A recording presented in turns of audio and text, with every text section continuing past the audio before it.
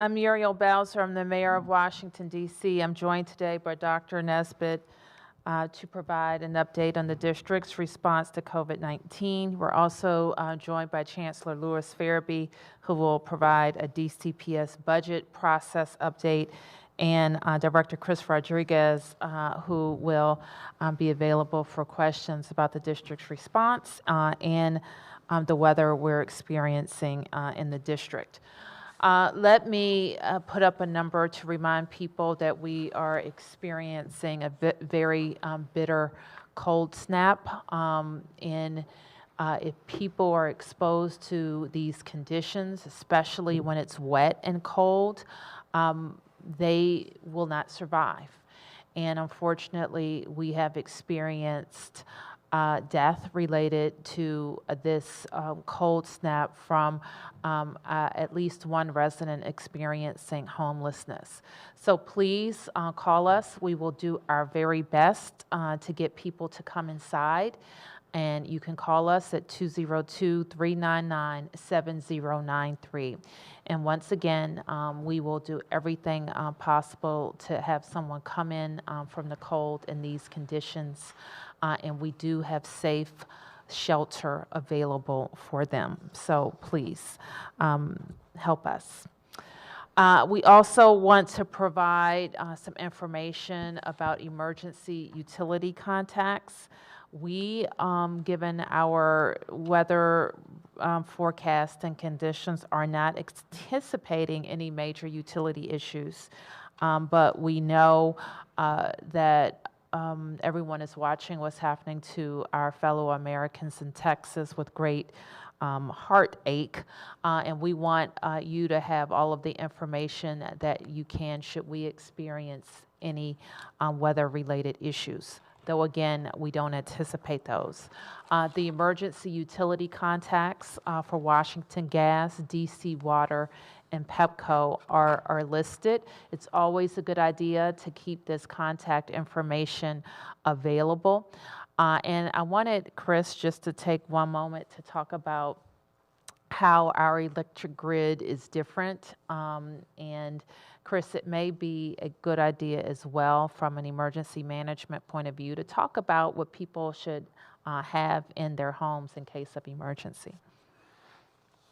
Thank you, Mayor Bowser, and again, to echo the mayor's comments, certainly our hearts go out to Texas and the fellow Americans there who are experiencing what one of my colleagues in Texas referred to as one of the worst humanitarian disasters that he is experiencing down there in that state. One of the challenges that I think that state is facing, and this has been reported, so not something that might be new to many of you, but and that contrasts a lot with what we do here in Washington, D.C., and indeed throughout the East Coast of the United States, is provide a redundancy in our electrical grid. We draw power from a variety of different sources. Whereas if one part of a system goes down, another part is able to very quickly replenish or restore power to our electrical grid. And there are certainly, as the mayor mentioned, resources online. You can go to PEPCO and DC Water and see a lot of the infrastructure projects that they are engaged in over the next several years to build even further redundancy into our power grid. To contrast with what we are seeing in Texas is that there is not a lot of redundancy in their power. There's a lot of, for example, they rely a lot on almost one source of energy, which is natural gas, and as we've seen in the press, a lot of their natural gas resources are not able to be started or restarted because of the winter and the harsh weather that they're seeing down there. A lot of their facilities have not been winterized as they are here on the East Coast. And so I think over time there's a lot of opportunity for them to, again, relook at their infrastructure, and certainly that will be ongoing. For our residents here in the district and certainly in the region, it is important to continue to watch the weather, to tune in, obviously, to these press conferences about what the district is doing to prepare for harsh winter weather. We have seen over the last 10 days on and off wintry mixes of snow and freezing rain, and to make sure you're staying off the roads if you don't need to be out, particularly with some of the conditions we're seeing out there. Make sure you have adequate supplies of water. If you, typically what you should do is before you go to bed at night and you're expecting some harsh weather, charge your cell phones, charge your devices so you can maintain communications with your loved ones, your family, and your friends. And so I think that's really the best way for our residents to build resiliency into their response to some of this harsh weather that we're seeing. Thank you, Mayor. Thank you, Chris. And let me just say that Dr. Nesbitt will have a detailed update for us about vaccinations, but I want to just remark, as we announced last evening, that today there will be additional sets of groups available for vaccinations. Starting today at 6 p.m., individuals who work in grocery store settings, health and human services and social services outreach workers, individuals who work in manufacturing or food packaging will be added to the list of eligible workers and DC residents. So that full list is in front of us now. Individuals who work in healthcare settings, members of DC Fire and Emergency Medical Services, residents of long-term care facilities, residents who are 65 or older, individuals experiencing homelessness, MPD, DC teachers who work for DC public schools, DC public charter schools, private schools in DC, and child care providers.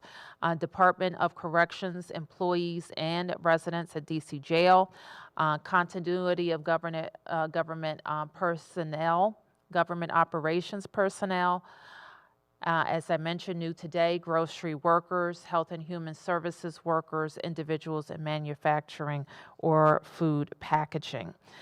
So know that you can go to the portal, vaccinatedc.gov, beginning today for priority zip codes, and those zip codes are 20422, 20011, 20017, 20018, 20002, 20001, 20019, 20020, 20032, and 20593. And you can go to the portal at 6 p.m. You may also call 855-363-0333. And tomorrow, Friday, also beginning at 6 p.m., you may, all zip codes are eligible for DC residents and DC workers. So again, vaccinatedc.gov or call 855-363-0333 if you cannot connect online. We also announced that we will have an alternating morning and evening schedule for sign-ups. So this week, obviously, there's an evening sign-up at 6 p.m. Next week on Thursday and Friday, it will be morning sign-ups at 9 a.m. and it will alternate from there. So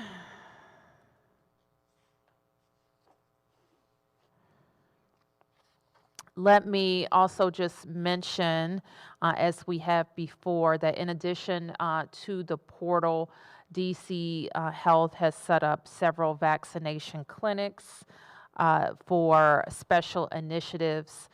We know that Dcps and DC Health work together for a special clinic for DC teachers and staff.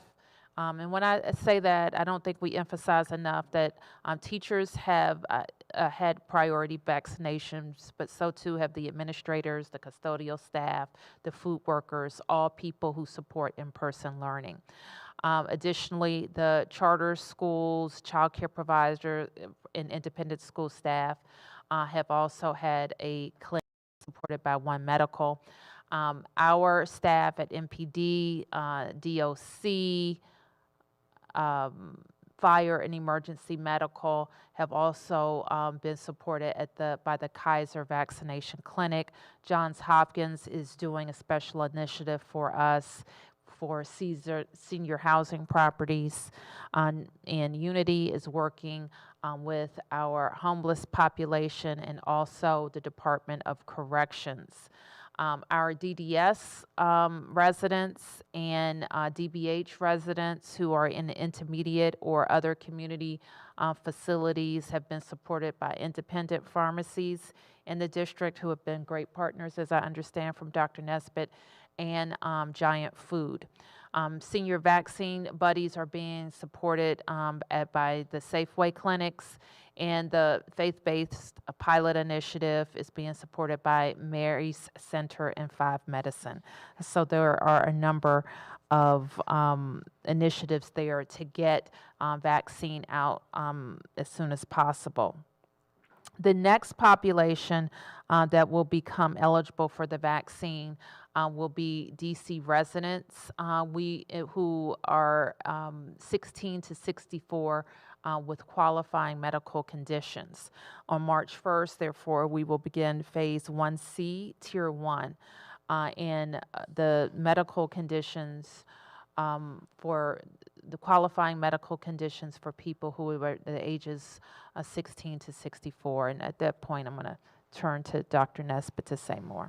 Sure, thank you, Madam Mayor. And you all will note that the list of qualifying medical conditions is before you. We had previously, in identifying this tier, Phase 1C, Tier 1, had discussions with you all and with the public in terms of how this tier may be informed based on what we were experiencing in terms of vaccine demand and vaccine supply, and any additional information as our process has been throughout in terms of being informed by science and letting that drive our process. So as the Phase 1C Tier 1 was outlined, that we would be looking to provide access to vaccination for individuals who were identified to have a higher risk of severe complications from COVID-19. We did a literature review as well as reviewing the CDC's Advisory Committee for Immunization Practices recommendations, and met with our Scientific Advisory Committee, I believe it was a week and a half ago at this point, for their guidance and feedback on the medical conditions that should be considered in the context of vaccine supply and the population size of this group. To be able to continue to move forward with creating vaccine access for the populations who have had a disproportionate burden of disease in the district, as well as those who would be at higher risk for complications. As such, the qualifying medical conditions are provided here. Individuals will self-attest when they register for an appointment on the vaccinate.dc.gov site, or when being vaccinated by their healthcare provider if their healthcare provider is a COVID-19 vaccine provider in the district. So there is no need for a person who registers for an appointment through the portal to have any documentation from their healthcare provider. This is a self-attestation. So if a health condition is not included here, it would not be considered a qualifying medical condition. So I know we continue to receive questions about that. This is the list of qualifying medical conditions. Be happy to provide clarification during our question and answering. At this time, I'd also like to be able to move into a discussion about where we are in the district as it relates to COVID-19 trends and our current phase. In the District of Columbia, as of today, and we provide this data every day, and it's on our coronavirus.dc.gov website in our tab, we provide the detailed information around our level of community spread, health system capacity, public health system capacity, and community engagement in the District of Columbia. It is our position that this combination of metrics are the best public-facing metrics that help the public understand where we stand with with the pandemic in the District of Columbia. The District of Columbia is currently in Phase 2. We provide additional information related to each one of these metrics to show the trends over time in the District of Columbia, because we believe an analysis of trends help us to be centered around the impact of the pandemic in the District of Columbia. This is what we refer to as an epi curve. And you often see these curves on many of the news channels when they're showing this as it relates to the waves of COVID-19 that have occurred in the country or in any particular jurisdiction.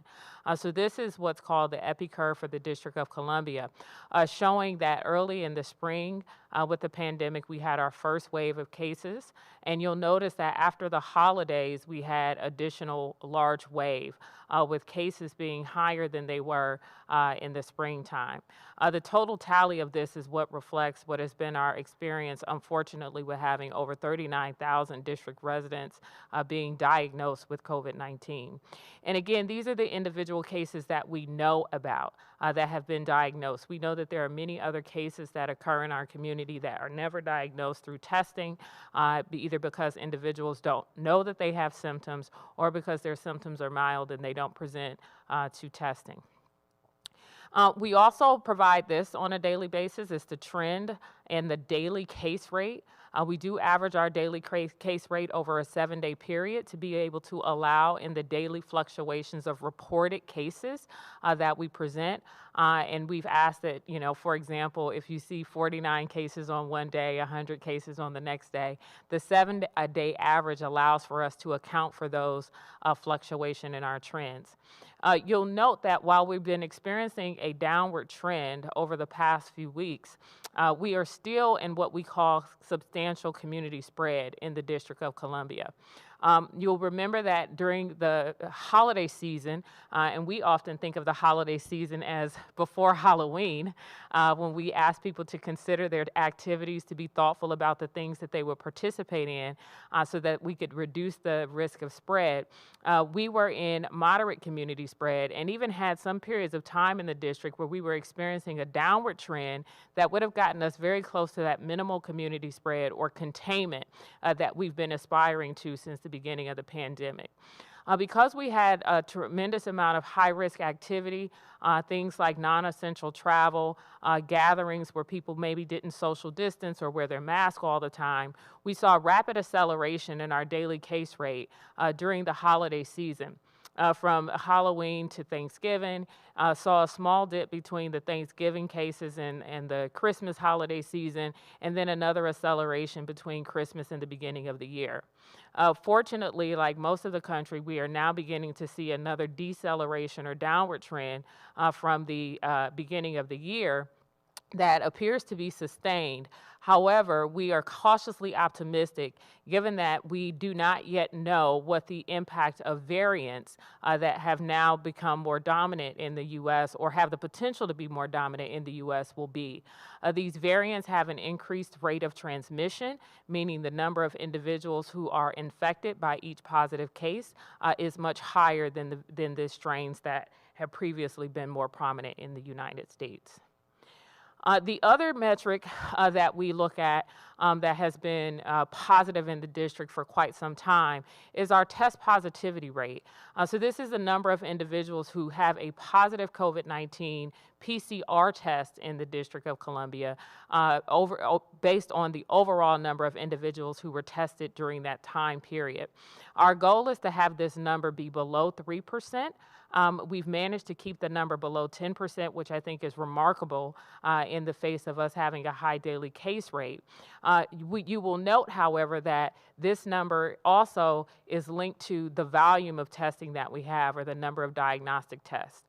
Because some people can be positive with COVID-19 and not have symptoms, it's critically important that people continue to be tested if they have a high-risk exposure, if they've been told that they have a contact to a case, if they work in high-risk environments. So we want to make sure that the amount of testing that is available in the district, people still take advantage of it, that you're in touch with your healthcare provider about your access to testing, and that you take advantage of the policies that have been implemented by DC Health and Department of Insurance, Securities, and Banking that ensures that your healthcare insurance covers your testing in DC.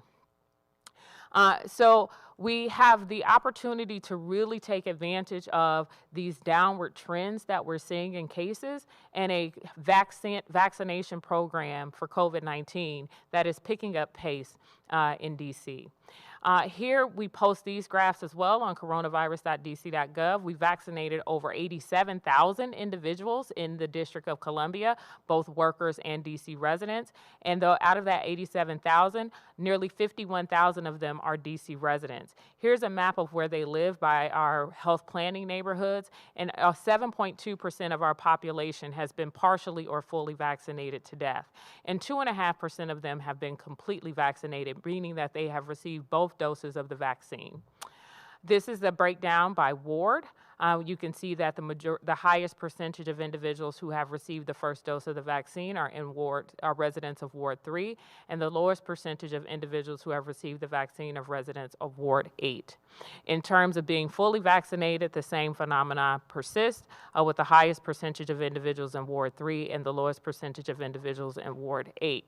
And we also see that with the individuals over the age of 65. We present this map because it's important to remember that all residents age 65 and older are not equally distributed across the District of Columbia. So this map helps people to be oriented to the percentage of individuals over 65 based on where the number of residents over 65 live. Now, we still have a ways to go in improving the quality of race and ethnicity data. The ethnicity data for residents, as I mentioned, we've vaccinated over 50,000 DC residents. Ethnicity data is missing for over half of those residents. We continue to try to make improvements in the quality of that data in partnership with our providers, as well as using other methods in terms of searching through health records, et cetera, to try to find a documented race and ethnicity for individuals.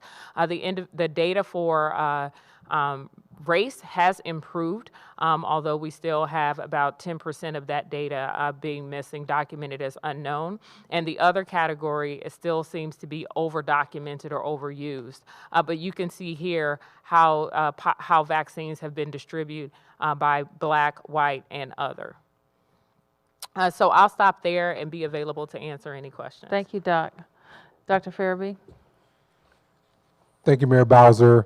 We are proud to begin the distribution of school-based budgets to schools today. Today, schools will receive their initial budgets, and I think it's important as we begin this season to review what the DCPS budget allocation process is like. So it begins with schools receiving their initial budgets that are based on their enrollment for the school year. And then we account for any unique needs for the school related to their student population. And then we formulate our comprehensive staffing model for each school based on their unique circumstances and population. And then schools will receive their initial budgets, which they're receiving today.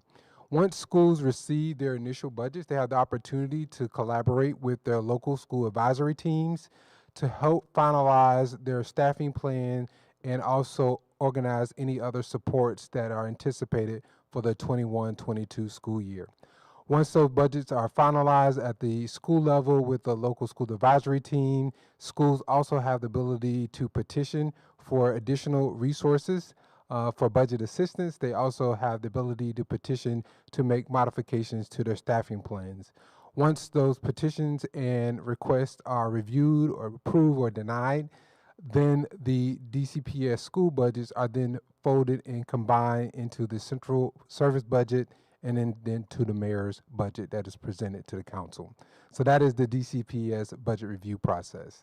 Looking ahead as we prepare for the 21-22 school year, we're looking to recover strong and provide services for acceleration during the 21-22 school year, along with the summer, knowing that our students and families have critical needs. We are blending sources of local dollars and federal dollars along with federal stimulus funds to provide the needed resources for the summer and the 21-22 school year. This includes a plethora of foundational resources that we believe are critical to the academic success of our students and also their social emotional well-being. This includes a $15 million investments to stabilize school budgets in a time period where many of our schools are projected to realize a decrease in enrollment. We do know that this is a national issue. We believe it's an anomaly as we look forward to welcoming more students back on our campus, and we're also reminded families that we're in enrollment season right now. We also are looking to maintain our cluster support model, which is the primary tool that we utilize to help remove barriers for teaching and learning for schools and support our school principals and school leaders. And often is referred to as a very sound and solid structure that allows schools to receive not only central service supports, but also to proactive troubleshoot any barriers that schools may be realizing. And then finally, we want to maintain our critical supports as a part of our foundation. This includes our home visits and other supports that we've seen be a tremendous boost to student outcomes. We also are providing acceleration funds for schools that we'll talk a little bit more about, and then technology for our students and our teachers. We're also pleased to feature new elements to our budget materials and resources for families in schools. So this school year, we continue to refine elements of transparency and information that individuals can find on the DCPS budget website. We're also using our Pocket Dot again, which can be downloaded, and we also have a mobile-friendly version of the Pocket Guide as well. And then we'll provide initial budget allocation sheets that provide very detailed information on the school's allocation, which includes a narrative that compares a year-over-year analysis of the school's funding for the fiscal year. And then we also are providing, again, more information on the stimulus resources that schools are receiving to accelerate learning and provide social-emotional supports. Going forward, a part of our plans for schools is to maximize the acceleration dollars in a number of different ways. First of all, we'll have universal central service supports that will be provided to schools. For example, we'll have our summer programming that will be available to all students. This year we're adding an element for our pre-K students, and then pre-K through 8 will have their academic and enrichment activities for the summer, and then we'll be continuing to focus on credits for our secondary students as they look towards graduation. In addition to our universal supports available to all of our students, we're asking schools to plan for what we call acceleration academies. These academies will target about 20 to 35% of our student population based on our current assessment data of student mastery of skills. These acceleration academies can occur over the summer, before and after school, Saturdays, anytime schools have to get in additional learning time for students. Our most intensive model is our high-dose tutoring, which is going to be targeted for a very small group of students at each school, approximately 10% of our student population. This will be 1-to-1 or 1-to-3 tutoring that would occur again over the summer, before, after school, and time periods where students can get additional time with teachers or tutors.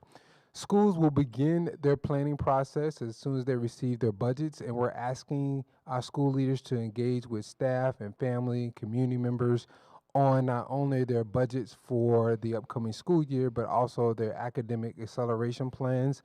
And this process resembles what we have been able to accomplish with our reopening community core teams that help drive the reopening plans for all of our schools.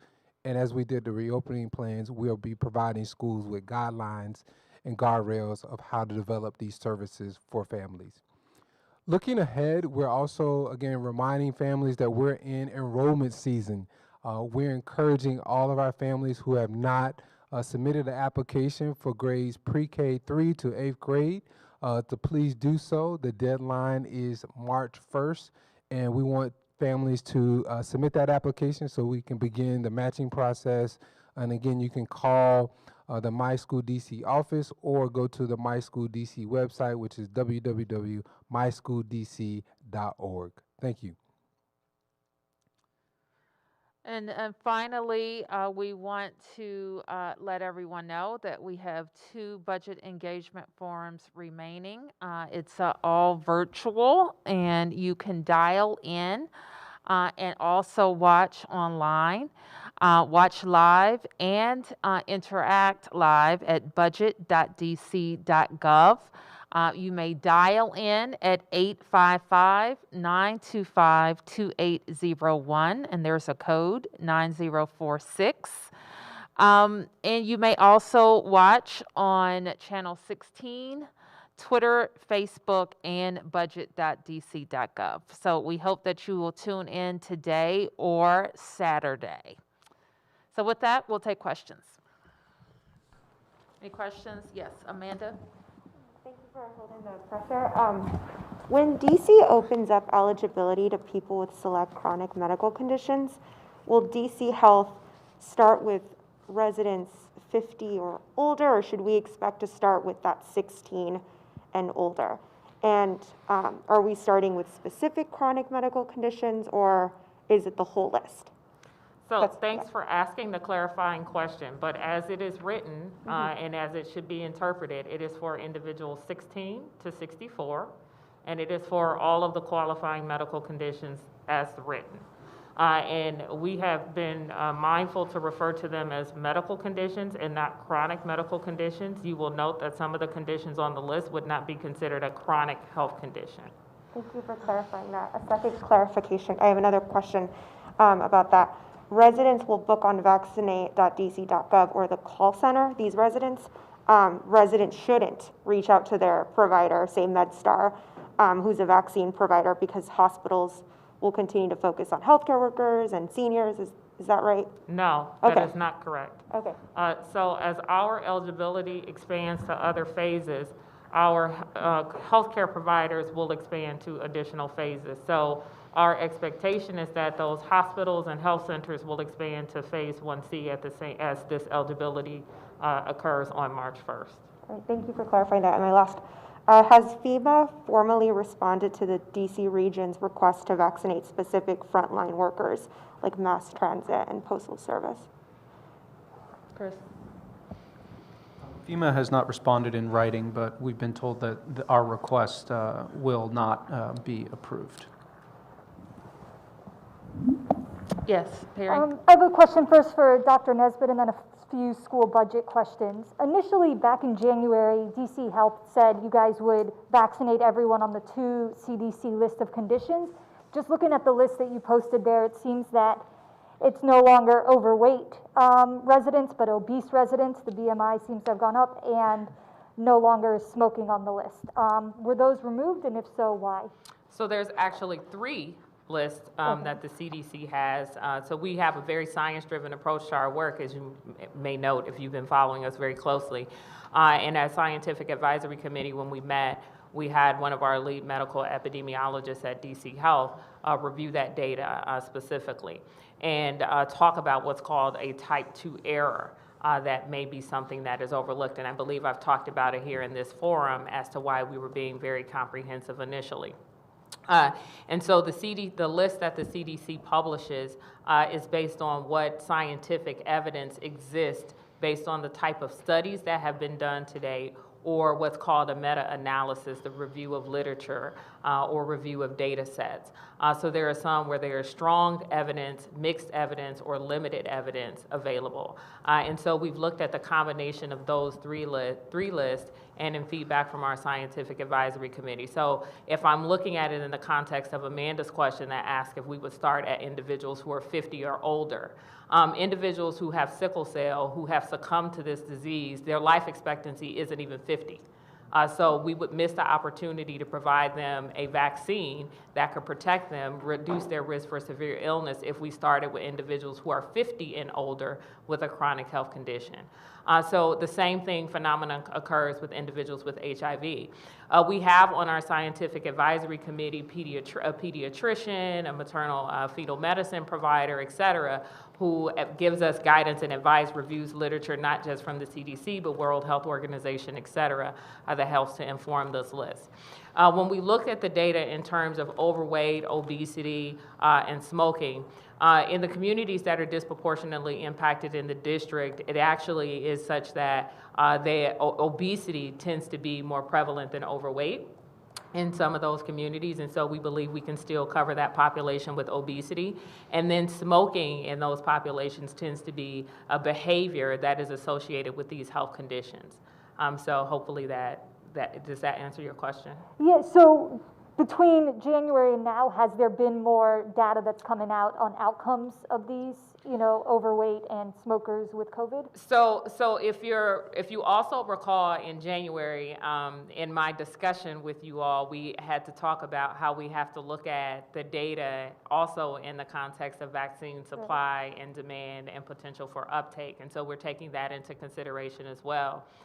There are additional trade associations and organizations who have done additional data reviews and literature reviews. For example, I just got one recently, or reviewed something recently around the impact on individuals with intellectual and developmental disabilities, regardless of their living situation, right? So whether or not they're in congregate settings. And we've seen that same phenomenon play out in the District of Columbia.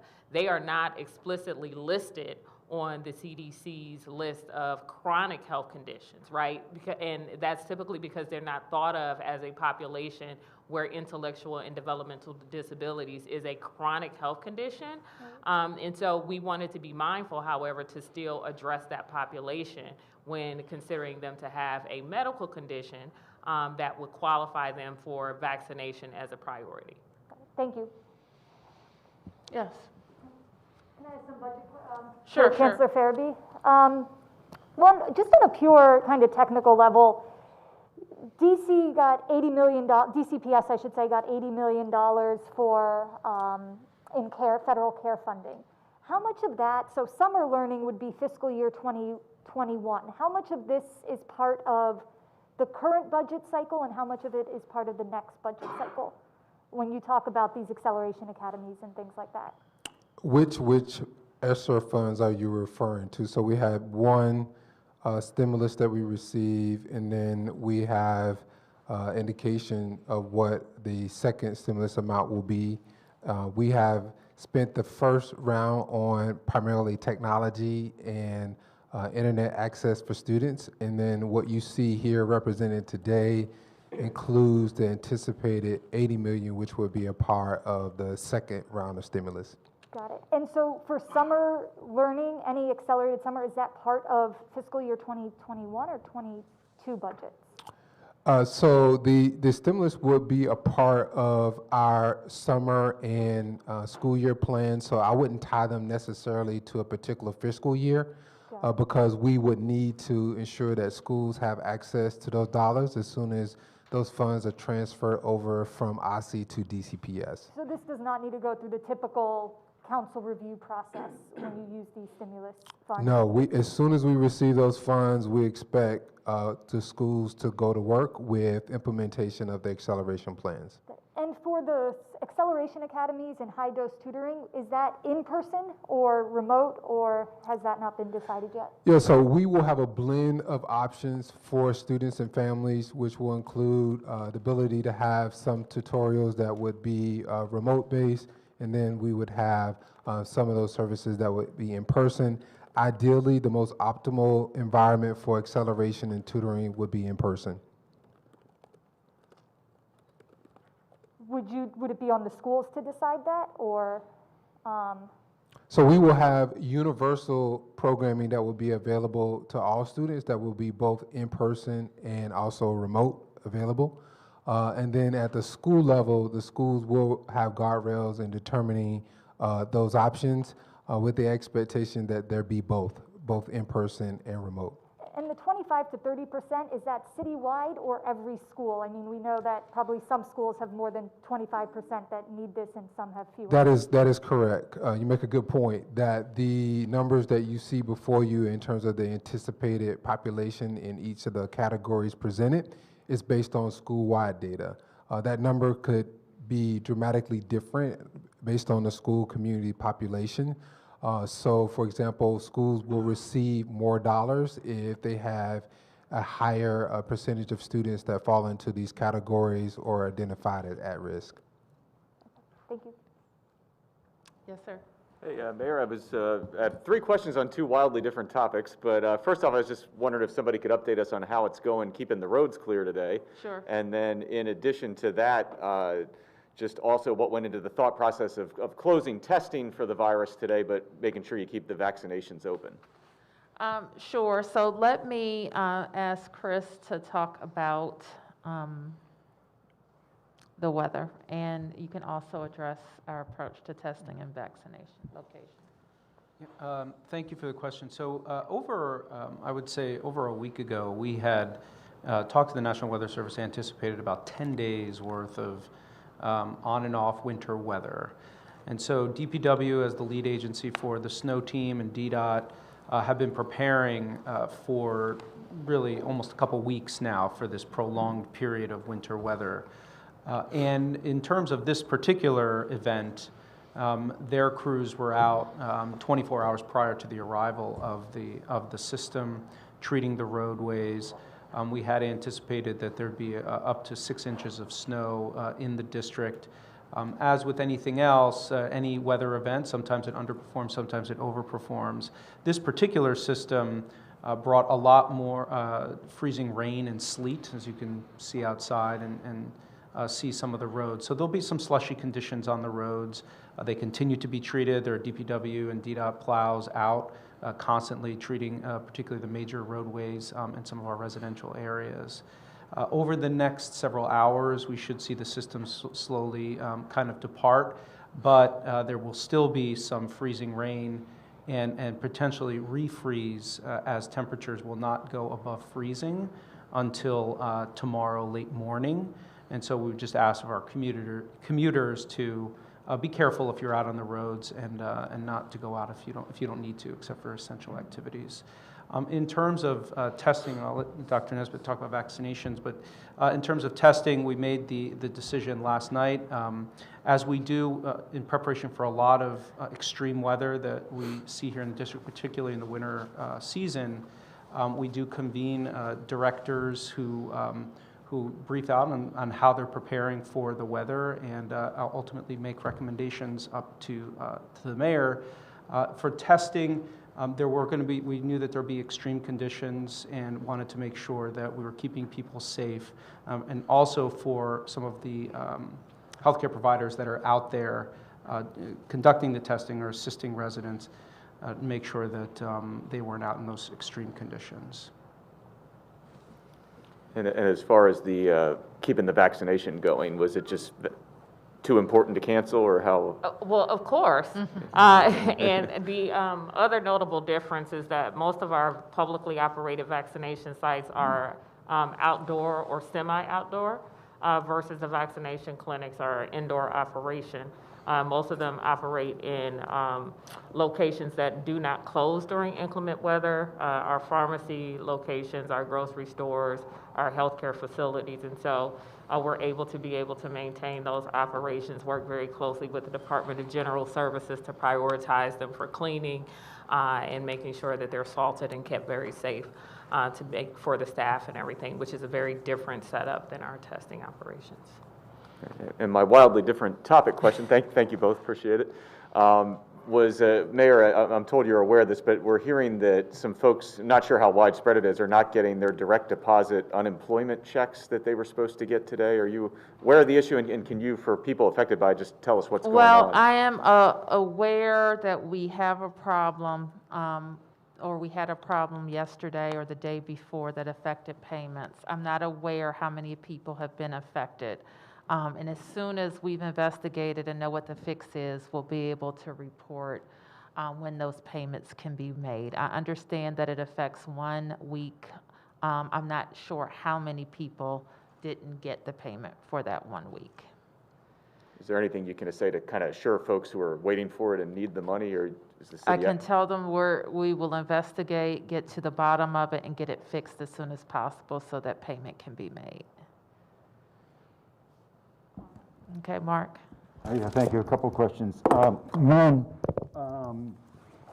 the airports are now starting testing.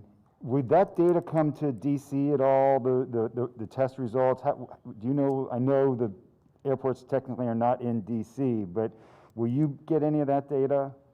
I think it's implied in the question that you're asking. We don't have any airports in the district. And so most test results go in the jurisdiction in which they have been completed. Most states have passed laws that require that, or regulations that require that test results be reported. Now, if a district resident is tested in another locality or jurisdiction and is found to be positive, then those jurisdictions have tend to done a really good job of communicating and working with us to pass that case and that positive case information on to us for follow-up and contact tracing. And then in the list of workers or people who were qualified, we went from grocery store workers and social outreach, and then we went into the health conditions, but you skipped over postal workers. We're supposed to, according to the earlier list that were put out, postal workers were supposed to have come between grocery store workers and people with health, qualifying health conditions. So I'm just wondering if that is a result of the FEMA decision, or will you be, what happened to postal workers? So we are optimistic that with some ongoing discussions with FEMA, that the request we have not yet received in writing can hopefully be different. The request we receive in writing can be different than the informal response that we've received. So you'll note that the postal workers are included in the federal request. So they're on pause until you get a definitive answer from FEMA? Well, the chronic conditions folks are scheduled to go live on March 1st, and we're optimistic that we can continue to keep the dialogue and discussions going with FEMA and get a different decision about how we will approach federal workers with a supplemental supply of vaccine into the district for the federal workforce. And then And that would be for the region. It would Correct. be DC, Maryland, and Virginia. It's a regional request to FEMA. Right. And then do you know how many people are in these new groups, the grocery store workers, social workers, or the people with health conditions? So the best estimates we have for any of those groups are the ones with the medical conditions, and that's because we have annual surveys that we conduct that help to estimate those populations, and it's estimated at around 160,000 individuals. We do note that some of those individuals are over the age of 65 and may have been previously vaccinated in other groups. They may also be individuals who are essential workers who were previously vaccinated as well. And then my last on this round, can you update us on the variant data? The last time we spoke, you had confirmed 4 cases.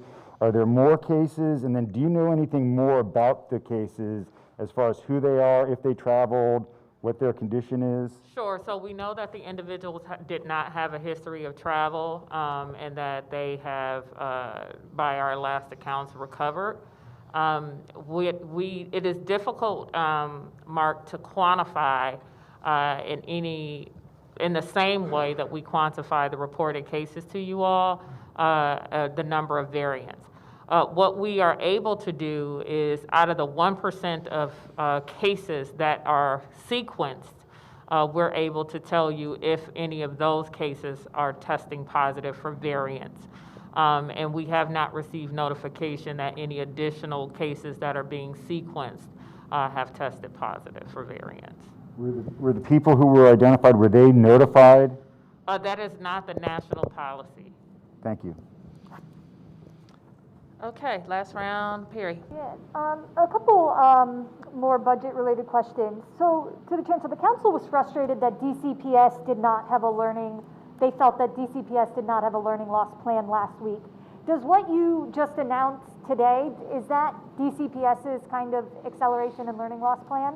It's not kind of. I'm sorry, Okay, Chancellor. I just, first of all, it's absurd to suggest that the Chancellor of Schools is not concerned about accelerated learning after 1 year of children not being in school.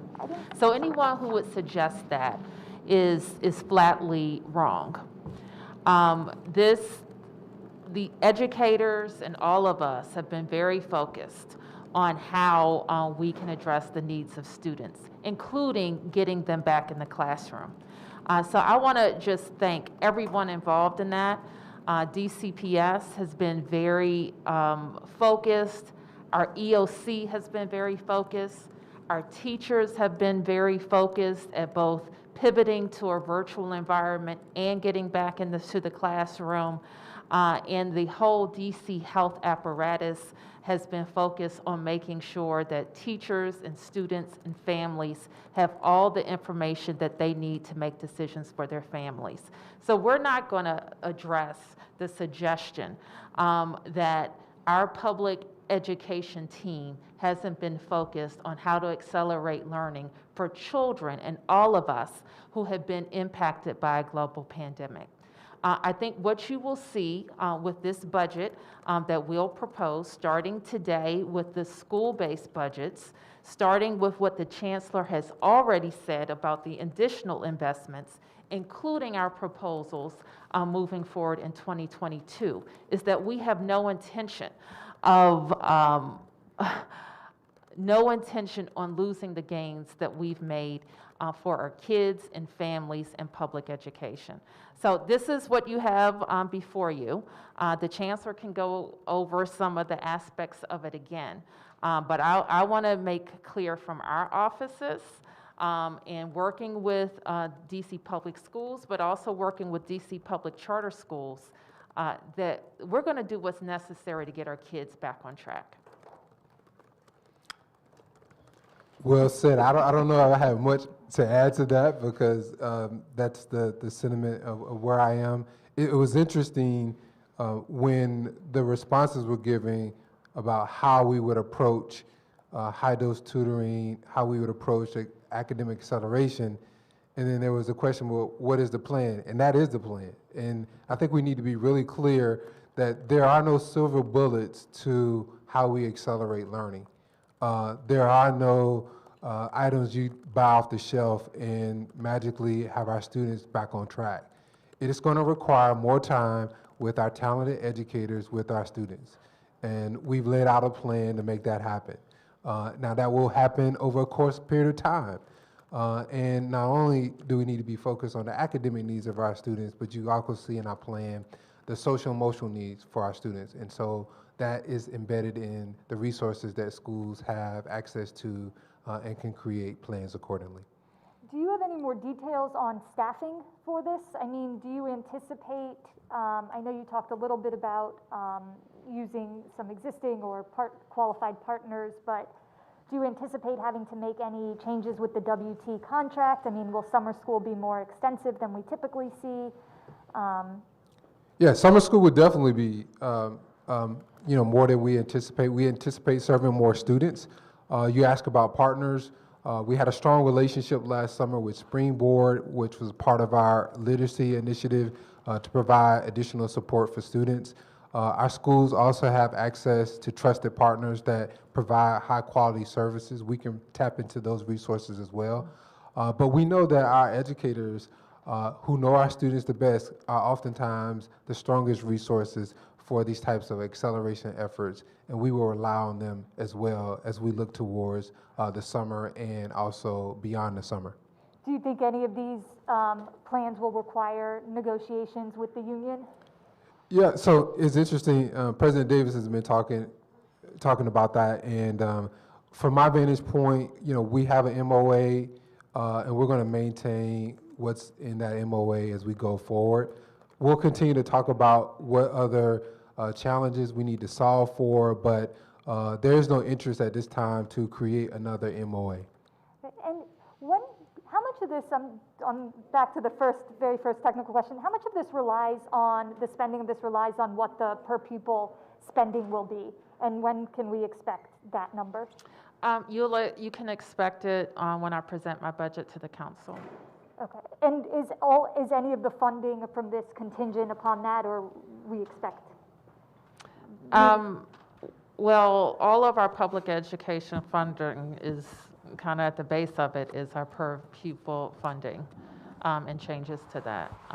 The Chancellor has already laid out the mix of local and federal spending for the accelerated learning programs.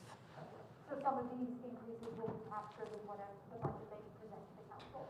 I know some of this comes from federal funds. I'm not sure I follow your question. All right. I think I just want to know, I mean, so some of this will be taken from the per pupil funding, correct? Per pupil funding supports all LEAs at the base, so yes. Okay, so some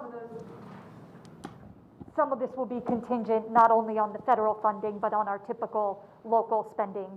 Perhaps Funding the process. Chancellor can better Yeah, answer. so I Yeah. think you're asking where does the local funding fit into these plans? Yeah. It is a blended approach. So some of our summer programming, for example, is supported by our local funds as we typically do each year.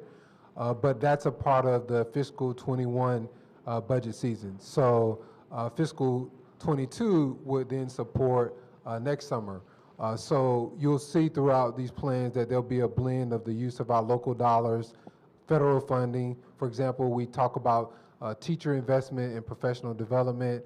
We have a RISE grant that will provide $9.3 million in this upcoming school year for our ability to support our one-star schools with additional professional development for teachers and performance incentives, retention incentives.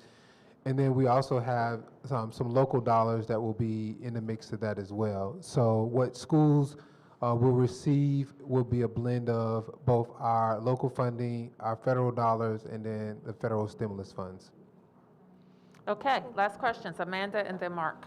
Yeah, I appreciate the new vaccination dashboard. I wonder what metrics on this dashboard are you keeping a close eye on as a way to maybe measure success in our vaccinations? I ask because I know some residents have been looking at, say, like the Bloomberg tracker and have been fixating on their supplies used, which has us like below other states. And then some residents are focusing on this 2.5% of DC residents vaccinated. So I wonder what you're looking at. I look at all of them. But it's also, I thank you for the question, Amanda, because it's very difficult for us to completely understand the methodology of all of these new trackers that are out there that compare states to one another. And it's my understanding that some of them pull from multiple sources without completely understanding the source data. So for example, you know that on our website, on one of our charts, we focus a lot on first doses because first doses equal people who have initiated vaccination. When you look at total doses administered, you have to know the context of if those total, what the breakdown of those total doses is first doses and second doses, right? Total doses doesn't equal people. It's just the number of doses that are out there. And as more vaccines get approved, you'll have some vaccines that require 2 doses, some that require 1 dose, and it gets even more confusing. So we've been very much focused on the first doses as an indicator of the number of people for whom vaccination has been initiated. It's important for us to be able to communicate to folks who's partially vaccinated, meaning you're started the process, it'll be over for you in 21 days or 28 days, depending on the vaccine that you've gotten. And then people also want to know, are we getting toward herd immunity? Because there's this notion out there that once you have 70%, 80% of your population or the US population vaccinated, then we'll have herd immunity. And that means some sense of getting back to normal, or as we say in DC, getting better than normal, meeting our goals of health, opportunity, prosperity, and equity, right? The hope that we talked about in our reopening plan. That happens to be that 2.5%. Right now, we need to be moved. That's the number that's going to match eventually to that 80%. So that's what we want folks to know. When we get the 1-dose vaccine, you know, the first dose will be the only dose for some people. So I have to look at all of it. But I have to add, Dr. Nesbitt, having gotten my medical degree last night, that I think we don't only want those numbers for us, we want it for the whole region. Correct. We're so interconnected, as you can see, with workers and just how we do business in our region, how we live in our region, that it's not enough to have us be there and not have Maryland, Virginia, the close Maryland and Virginia suburbs be there. So I would kind of say more to your question that I want Dr. Nesbitt looking at ours, but I also want her looking at Prince George's, Montgomery, Fairfax, because those workers and people impact DC residents. So it can be kind of frustrating, I think, to see us if we have a lower number of our DC residents, But when we have so many of our workers that serve DC residents in any number of ways that live in different places, you can see the impact that it has on us. So I would tell residents to look at our numbers, but also look at what's happening in the region, because that impacts our health, that impacts our hospitalizations and the function of our capacity in the city.